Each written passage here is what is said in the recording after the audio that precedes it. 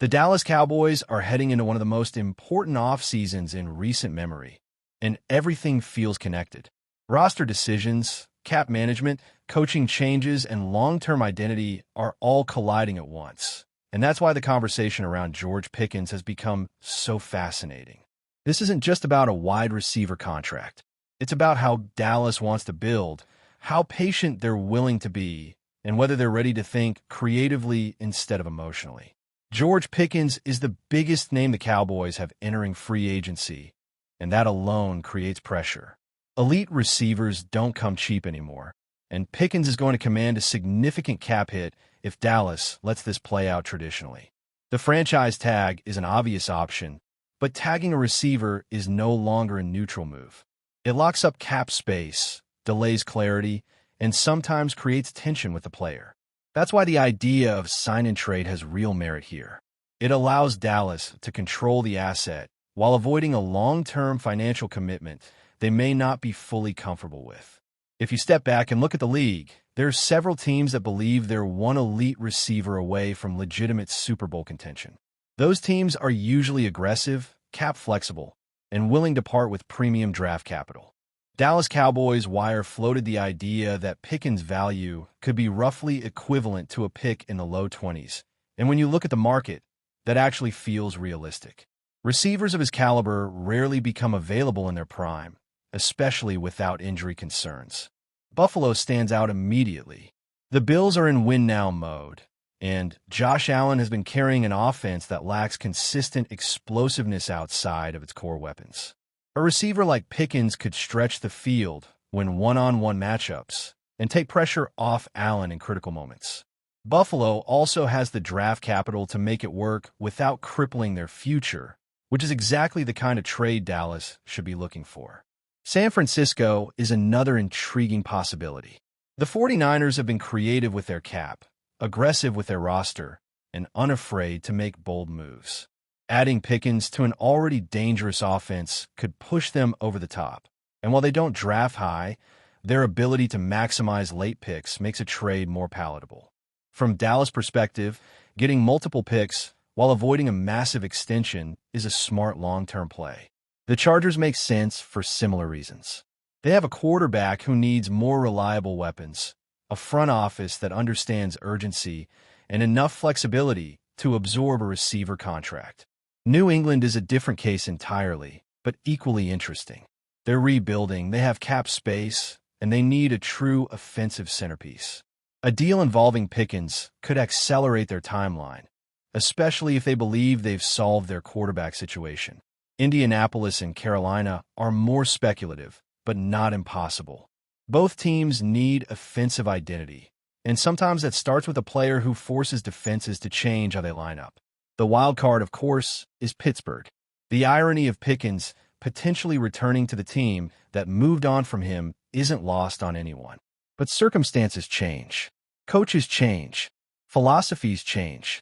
And if Pittsburgh believes Pickens has matured or that their new leadership can manage him differently, that door isn't completely closed. What makes this decision even more complex is what's happening on the coaching side of the ball, particularly on defense. The Cowboys are actively interviewing defensive coordinator candidates, and that process is unfolding in real time. Christian Parker coming in for an in-person interview is significant. It shows Dallas is serious about continuity and internal development, but also aware of the competition. The fact that Parker is scheduled to fly to Green Bay immediately after should raise alarms. If Dallas truly believes he's the right guy, they may need to act fast. Green Bay losing Jeff Hafley to Miami created a vacuum, and Parker is familiar with that organization.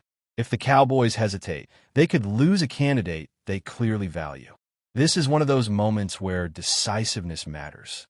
Waiting too long can cost you more than just a coach. It can cost you momentum. Meanwhile, other options are disappearing. Jeff Ulbrich is off the board, retained by Atlanta, and that tells you something important. Teams are prioritizing stability on defense, and quality coordinators aren't going to sit around waiting. That's why the name Sean McDermott deserves serious discussion. He may be known as a head coach, but at his core, he's a defensive architect.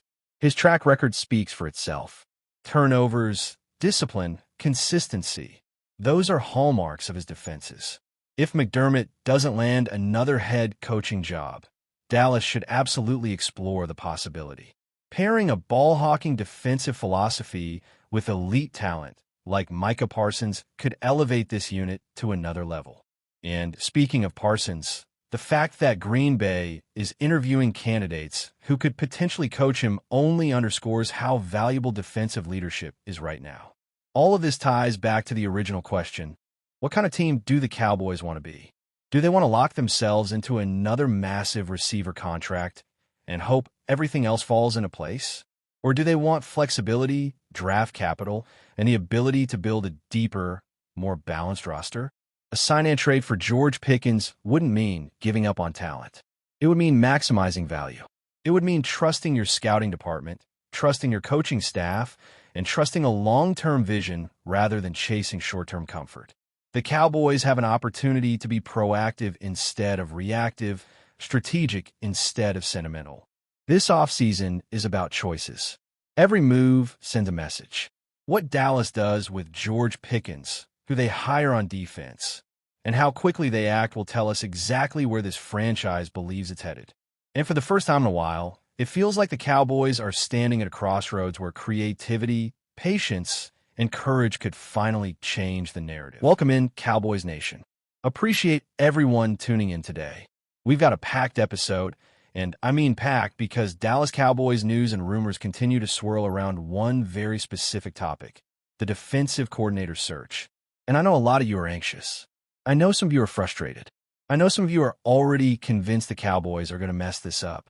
But today we're going to slow everything down, add context, add perspective, and really break this thing apart the right way.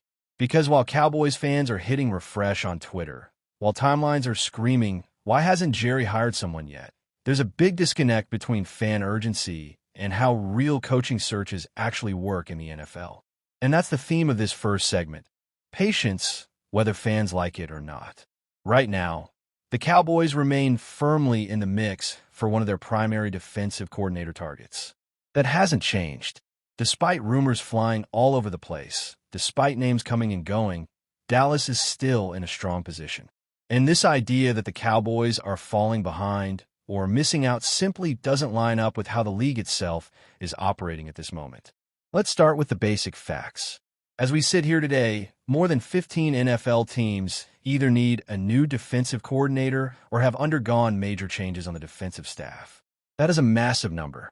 And yet, only one team, the Atlanta Falcons, has actually hired a defensive coordinator so far. One.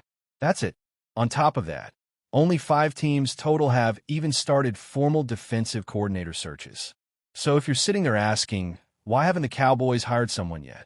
The counter question is, why would they rush when almost nobody else has? This isn't Madden. This isn't a free agency auction where whoever clicks first wins. These are human beings with leverage, career goals, families, and multiple interviews happening simultaneously. You can't magically force a defensive coordinator to take your job just because you offer it first. In many cases, offering it too early can actually work against you. And that's where a lot of Cowboys fans lose the plot. Dallas is conducting what you would call a real coaching search. That means in-person interviews. That means internal evaluations. That means patience. And yes, that means waiting while other dominoes across the league fall. Now, let's talk about where the Cowboys actually stand. According to multiple reports and league insiders, the Cowboys have 4 finalists for the defensive coordinator role. Durant Jones, currently the Vikings pass game coordinator. Jonathan Gannon, former Arizona Cardinals head coach. Christian Parker, Eagles pass game coordinator. And Jim Leonard, Broncos pass game coordinator. Those are not random names. That's not scraping the bottom of the barrel. That's a mix of young schematic minds, former head coaching experience, and modern NFL defensive backgrounds. Whether you personally love or hate each name, the reality is this: Dallas is interviewing legitimate candidates. And importantly, they've already conducted in-person interviews with at least 3 of them. That matters. Let's pause right there because in-person interview gets glossed over by fans way too easily. In-person interviews mean real interest. It means time investment. It means the Cowboys aren't just kicking tires. They're evaluating fit, philosophy, leadership style, and alignment with Mike McCarthy and the rest of the staff. This isn't Jerry Jones throwing darts at a board. Now, one name that keeps popping up and then disappearing is Brian Flores. For a while, Flores felt like a potential top option, but the latest Cowboys rumors suggest that he might be off the table at this point. Whether that's mutual interest fading, Flores prioritizing other opportunities, or Dallas simply going in a different direction, we don't know for sure. And here's the key thing: that's okay. Not landing one specific candidate does not mean the Cowboys have failed. Coaching searches are about options, not obsession.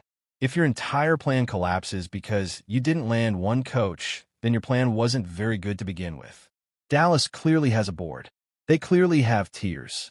And they clearly are comfortable enough with their remaining candidates to continue this process instead of panicking. And that brings us back to the fan anxiety. Cowboys fans have some understandable concern. I want to be clear about that. It's not irrational. This defense has been inconsistent. There are questions about scheme flexibility, red zone performance, and adjustments against elite offenses. Fans want answers. Fans want stability. Fans want improvement now. But urgency does not equal effectiveness. When fans say, "We're losing targets to other teams," the reality is almost no one has hired anyone yet. There are bigger dominoes still waiting to fall. Head coaching staffs are still being finalized. Assistants are still under contract. Some coordinators are waiting to see if other opportunities open up. And if you rush now, you risk settling. You risk hiring the wrong fit simply because you wanted to win the news cycle. Dallas doesn't need to win February headlines. Dallas needs to win in January. That's the bigger picture here. The Cowboys are not behind. They are not asleep at the wheel. They are not ignoring the problem. They are simply operating on the same timeline as the rest of the NFL, whether fans like it or not. And as we move deeper into this episode, we're going to break down each finalist individually, explain what they bring to the table, what their strengths and weaknesses are, and why Dallas might lean one way or another. But before we do that, it's important to reset expectations. This hire is not about splash. It's not about name recognition. It's not about Twitter approval. It's about finding a defensive coordinator who can maximize the talent already on this roster, adapt weekly, and complement the offensive philosophy under Mike McCarthy. That's the standard behind, suggesting that what the Cowboys were really trying to achieve is only now coming into focus. Away from the microphones and cameras, Jones went even further, floating the idea of busting the budget in pursuit of his long-stated personal goal, becoming the NFL owner with the most Super Bowl championships. He currently sits 3 titles behind New England Patriots owner Robert Kraft, and at this stage of his career, that gap clearly weighs on him. When Jerry Jones talks this way, it forces the league, and especially Cowboys fans, to ask a dangerous but exciting question. Could Dallas actually become aggressive in free agency? Right now, the Cowboys salary cap situation looks less like a clean spreadsheet and more like a Monet painting, slightly blurry and dependent on where you stand. What is clear is that Dallas must clear cap space to comply with the 2026 limit, but the exact number won't be finalized until early March when the league officially sets the cap. As things stand, the Cowboys have roughly $330 million in contracts on the books, while league projections place the cap somewhere between $295 and $305 million. Even under conservative estimates, that means Dallas must find at least $30 million just to get under the cap before making a single addition.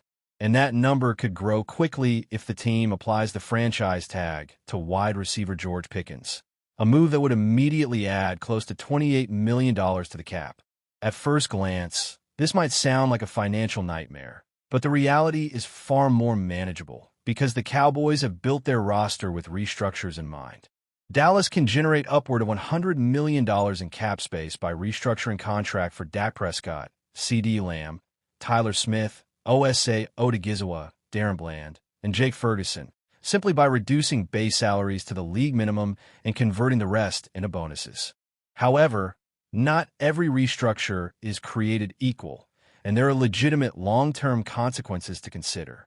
Fully restructuring Dak Prescott's deal, for example, would push nearly $8 million per year into future cap figures from 2027 through 2031, ballooning his cap hit to over $75 million in 2027 and more than $85 million in 2028. While that move would provide immediate relief, it would also mortgage the future, and the Cowboys must decide whether short-term flexibility is worth long-term strain. A partial restructure may be the wiser path, preserving flexibility without completely overloading future seasons. The situation with Darren Bland is even more delicate. Coming off his second foot surgery in as many years, Bland presents both upside and risk. His fully guaranteed money expires after this season, which gives the Cowboys a relatively clean exit option in 2027 if things go south. Restructuring his deal now would increase future cap commitments at a time when his durability is uncertain. For that reason, the smartest approach may be to keep Bland's contract untouched unless circumstances force the team's hand later in free agency, during the summer, or near the trade deadline. The good news is that other restructures carry far less risk. By reworking the contracts of CeeDee Lamb and Tyler Smith alone, Dallas can free up roughly $36 million in cap space, money that can immediately be put to use. If the Cowboys want to push even further, they can look toward extensions for defensive tackles Quinnen Williams and Kenny Clark, both of whom are under contract through 2027. Clark, in particular, is due an $11 million roster bonus by March 13th, creating urgency that could be leveraged into a cap-friendly extension. These types of moves highlight just how much flexibility the Cowboys actually have if they choose to use it. Among their 15 unrestricted free agents, 3 stand above the rest in importance: George Pickens, running back Javonte Williams, and defensive end Jadeveon Clowney. All 3 have expressed a desire to return, but each represents a very different challenge. Pickens is the most complicated. After arriving via trade from Pittsburgh, he delivered career highs across the board with 93 receptions, 1,412 yards, and 8 touchdowns. He is now positioned to demand top-of-the-market receiver money, potentially exceeding the $34 million per year deal CeeDee Lamb signed 2 years ago. That reality is why many around the league believe Dallas will apply the franchise tag, buying time, but also introducing the possibility of off-season tension. The Cowboys dealt with a training camp hold-in from Micah Parsons last year, and Pickens shares the same agency, athletes first, raising the possibility of a similar standoff. Clowney's market value has also risen. He led the Cowboys with 8.5 sacks and finished the season strong despite entering his 13th NFL year. He has emphasized his desire to participate fully in the off-season program and training camp, something he believes will allow him to be more physically prepared than he was when he joined the team late last season. His on-field production is critical for a pass rush that struggled in 2025, and his off-field leadership has earned praise from head coach Brian Schottenheimer, particularly for his mentorship of younger players like Donovan Ezra. Javonte Williams presents a different kind of dilemma. He rushed for 1,201 yards, the most by a Cowboys running back since Ezekiel Elliott in 2019, but he did so on a $3 million salary. On the open market, that number is likely to double on a multi-year deal. Dallas can argue that production at running back can be found anywhere, pointing to Williams himself and Rico Dowdle, an undrafted free agent who also topped 1,000 yards. Whether the Cowboys are willing to pay Williams' market value will say a lot about how they view positional spending. Beyond unrestricted free agency, Dallas must also navigate restricted free agents, most notably All-Pro kicker Brandon Aubrey.